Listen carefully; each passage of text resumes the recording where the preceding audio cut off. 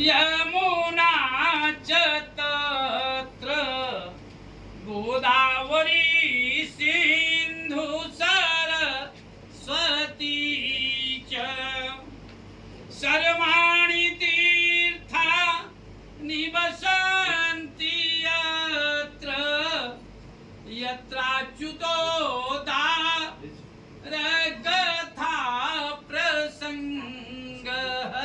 देखिए, सत्यनारायण भगवान की कथा स्कंद पुराण से लिया गया है। स्कंद पुराण 18 पुराणों में महत्वपूर्ण पुराण माना जाता। इस सत्यनारायण भगवान की कथा को कलयुग से कनेक्टेड किया गया है। कलयुग से कनेक्टेड किया गया है। जब कलयुग आया तो श्री कृष्ण चंद्र जी यहाँ से चले गए थे। यहाँ पर कोई था नहीं। परीक्षित के जाने के बाद में श्री कृष्ण भी चले गए। तो कलयुग एकदम, कलयुग में क्या स्थिति होती थी आप अच्छी तरह से जानते हो, समझते हो। कलयुग में जाने के बाद भी विष्णु भगवान की एक ऐसी सत्ता है जो हमको आपको दिखाई नहीं देती। बिनु पग चले सुने बिनु काना, पैर नहीं है फिर भी चलने वाला हो जाता है, भगवान की कृपा मिल जाती है। कान नहीं है फिर भी सुनने वाला हो जाता है। जैसे मोबाइल में आप सिम नहीं डालोगे तो वो 1 लाख रुपए की मोबाइल जीरो पे ही जाएगी, और सिम डाल दोगे तो वो हीरो बन जाता है। भगवान की कृपा जो होती है वो सब पर पड़ती है। और नारद जी इस कलयुग में अनेक प्रकार से लोग दुखी थे। विष्णु भगवान ने नारद को भेजा कि आप पता करो। जैसे यहाँ पर तो बड़ी शांति है, अभी बाहर जाओगे तो सब प्लेट लेकर के लाइन में लगे हैं खाने के। तो नारद जी पहुंचे क्या? नारद जी देखे, कहे कि सब लोग बड़े सुखी थे, सब लोग बड़े सुखी हैं। लेकिन बाद में जब अन्य स्थानों पर मैंने गया तो बहुत लोग दुखी दिखे, और सब लोग अपने दुख के निवृत्ति के लिए मुझसे उपाय पूछने लगे। तो विष्णु भगवान ने कहा, बड़े अच्छे समय पे आए हो। सत्यनारायण शैवं व्रतम सम्यक विधानतः। सत्यनारायण भगवान की कलयुग में पूजा करना विशेष लाभदायक माना जाता है। सत्यनारायण भगवान है कौन? सत्यम परम धीमहि। सत्यनारायण भगवान की पूजा सुनने वाले व्यक्ति को, जिन लोगों ने, 4 लोगों ने सुना, 4 लोगों ने सत्यनारायण भगवान की पूजा सुनते वक्त सत्य ही बोला है, इसलिए उनको सत्यनारायण भगवान की कथा सुनने का फल प्राप्त हुआ। 4 लोगों में से एक व्यक्ति असत्य बोला, इस नाते उसको दिक्कतें आई। सत्य किसने बोला? जो पहला श्रोता है उसकी बात मैं बता रहा हूं। सतानंदो महाप्राज्ञः सुदामा ब्राह्मणो ह्यभूत। जो पहला गरीब ब्राह्मण था उससे स्वयं विष्णु भगवान मिले थे। नारद जी ने तो बता दिया था, नारद जी को विष्णु भगवान ने उपाय भी बताया कि सत्यनारायण भगवान की पूजा करिए।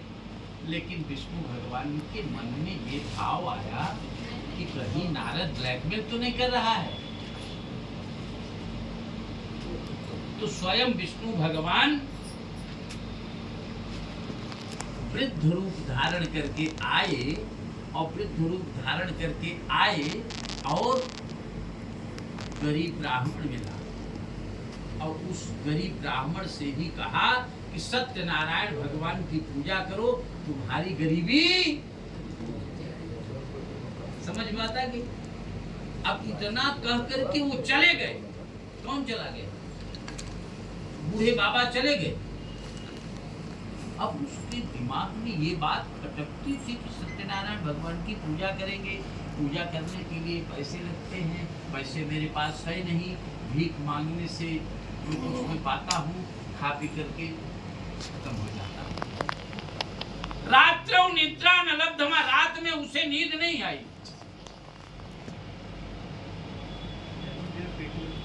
सुबह उठा, चेहरा अगर मलिन होता है तो माता पिता, पत्नी, बच्चे इत्यादि सब कहते हैं कि आज आपका चेहरा ठीक नहीं है। चिंतित था। कौन? गरीब ब्राह्मण। उसने कहा कि कल एक महात्मा मिले थे बूढ़े बाबा के रूप में, तेज चेहरे में तेज बहुत अच्छा था। मैंने उनसे अपनी गरीबी दूर करने का उपाय पूछा। उन्होंने कहा सत्यनारायण भगवान की पूजा करो, लेकिन मेरे पास पैसे नहीं है, मैं पूजा कैसे करूं? तो पत्नी भी तैयार हो गई, क्योंकि पत्नी धर्मपत्नी होती है ना, और बेटी भी तैयार, बेटा भी तैयार, माता पिता भी तैयार, सब तैयार हो गए। बोले कि अगर एक दिन हम लोग भोजन नहीं करेंगे तो क्या सत्यनारायण भगवान की पूजा हो सकती है? कहा हाँ हो सकती है। वहीं बैठ करके तुरंत संकल्प लिया कि आज मैं भीख मांगने से जो भी धन मैं पाऊंगा, सारा धन सत्यनारायण भगवान की पूजा में लगा। अब आप समझ लीजिए संकल्प में कितनी ताकत होती है। संकल्प करके वो भिखारी ब्राह्मण भीख मांगने के लिए निकला। जो व्यक्ति प्रतिदिन एक मुट्ठी दे रहे थे, वो 4-4 मुट्ठी दिए।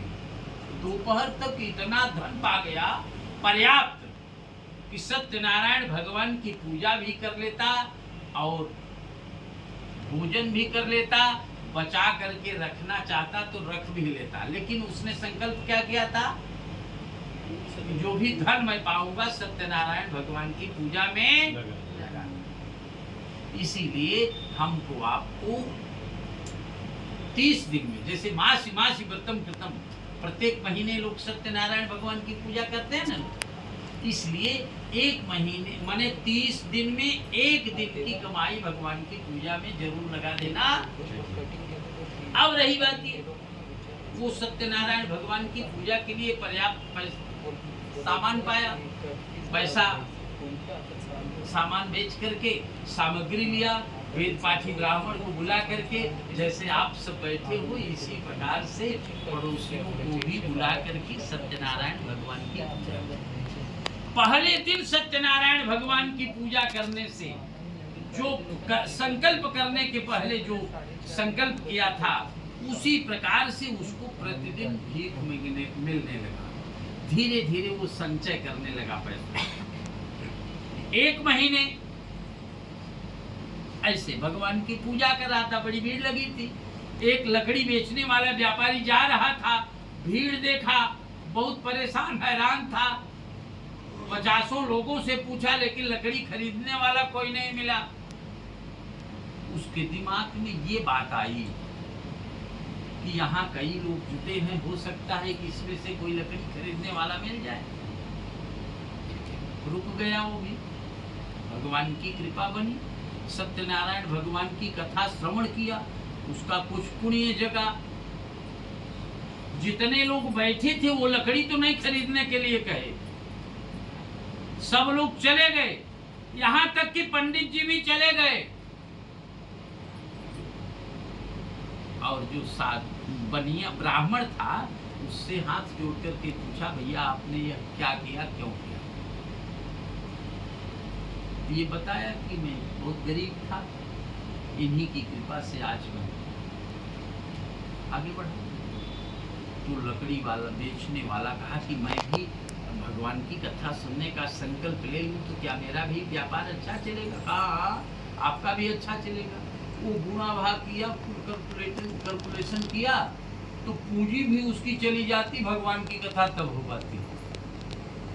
लेकिन वो भी अपना दिल से काम किया, वहीं पर बैठ करके संकल्प किया कि आज लकड़ी बेचने से जो धन मैं पाऊंगा, सारा धन भगवान सत्यनारायण की पूजा में लगा दूंगा। संयोग से लकड़ी बेचने के लिए जैसे ही अगले गांव में घुसा और लकड़ी खरीदने वाला व्यक्ति मिल गया, और जो भी धन बताया, जो भी मूल्य बताया, कोई बार्गेनिंग नहीं, कोई कुछ नहीं, और वो दे करके उसको लकड़ी बेच दी। लकड़ी ले लिया, दे दिए, बेच दिया, और जो पैसा पाया रास्ते से ही सामान खरीद करके वेद पाठी ब्राह्मण को साथ मिला करके सत्यनारायण भगवान की पूजा, और जो उसके पास पैसे बचे थे सब वेद पाठी ब्राह्मण को भी दे दिया और प्रणाम कर लिया। उसके पास अब उस दिन का तो समय बीत गया, दूसरे दिन उसको व्यापार पे जाना था, पूंजी तो था नहीं, और जहां से लकड़ी खरीदता था वो सोचा चलो मार्केट में चलते हैं, देखते हैं। जिस दुकान से सामान खरीदता था उस दुकान पे न जाकर के दूसरे दुकान के सामने इधर उधर आपस में बातें कर रहा था, और उस दुकान वाला सेठ उस व्यक्ति को देख लिया कि ये प्रतिदिन हमारे यहाँ से लकड़ी खरीदा था, आज उस दुकान के सामने क्यों खड़ा है, हमें लगता है कि ये वहां से लेने वाला है और महीनों से हमारे यहाँ सामान लेता है, आज से इसकी क्रेडिट चालू कर देते हैं, तब ये हमारे यहाँ लेना समझ रहे हैं। किसी दूसरे आदमी को बेच करके उसको बुलवाया और ये कहा कि आज से मेरी दुकान पर आज का क्रेडिट शुरू हो गया है, कितना भी माल ले जाओ, बेच करके आओ, मुझे उसकी पूंजी दे दे। समझ रहे हैं? अब आप समझ लीजिए भगवान की कितनी कृपा, बिना पूंजी का व्यापार चालू हो गया। ये सत्यनारायण भगवान की कृपा से ही होती है। बोलिए सत्यनारायण भगवान की जय। अब सत्यनारायण भगवान की कृपा इस जन्म में भी होती है, अगले जन्म में भी होती है। केवल एक व्यक्ति के पहले जन्म की बात मैं बताऊंगा। सतानंदो महाप्राज्ञ सुदामा ब्राह्मणो ह्यभूत। जो पहला गरीब ब्राह्मण था, भगवान को देखा था लेकिन पहचान नहीं पाया, लेकिन भगवान की पूजा का पूरा बेनिफिट वो प्राप्त करता था, लेकिन उसके अंदर ये जिज्ञासा बनी थी कि मैं एक दिन भगवान को देखूं। वह अगले जन्म में सुदामा के रूप में पैदा हुआ, तब भी गरीब ही था, लेकिन भगवान का भजन करता था नित्य प्रति। यहां तक कि श्री कृष्ण के साथ में वो पढ़ता भी था, लेकिन श्री कृष्ण को पहचान नहीं पाया कि यही भगवान है, पहचान नहीं पाया, बड़ी गरीबी थी। शिक्षा के बाद में सुदामा की शादी भी हुई, पत्नी का नाम सुशीला। सुशीला भी बहुत धर्मनिष्ठ थी, कर्मनिष्ठ थी, धर्म में विश्वास रखने वाली थी, कई बच्चे भी हुए थे, लेकिन गरीबी थी। एक दिन सुदामा अपने पत्नी से चर्चा की कि मेरा मित्र है जो इस समय द्वारिका का राजा है। तो पत्नी सुशीला सुन तो ली। एक दिन ऐसा आया कि 7-8 दिन से घर में भोजन नहीं बना। बच्चे जो छोटे छोटे थे, पड़ोसी अच्छे थे, अब वो उन लोगों के यहाँ खा लेते थे, लेकिन ये दोनों पति पत्नी पानी पी करके अपना काम चला। एक दिन सुदामा पूजा कर रहे थे और सुदामा की पत्नी हाथ जोड़ करके आई, कही कि स्वामी आप कभी मुझसे चर्चा किए थे कि मेरा मित्र द्वारिका का राजा है, तो मित्र से अगर आप अपनी बात बताओगे वो कुछ दे देंगे, तो सीत देते कुटुम्बिना, कुछ दिन का खर्च तो चलेगा। तो सुदामा ने क्या कहा जानते हैं? सुशीला, मांगो उसी से जो दे दे खुशी से और कहे ना किसी से। मैं अपने मित्र से मांगूंगा नहीं। अगर मांग लूंगा तो मैं मजदूर हो जाऊंगा, और मांगने के बाद में ये कहेंगे कि आपने मुझसे मांगा है, इसलिए मैं मांगूंगा नहीं।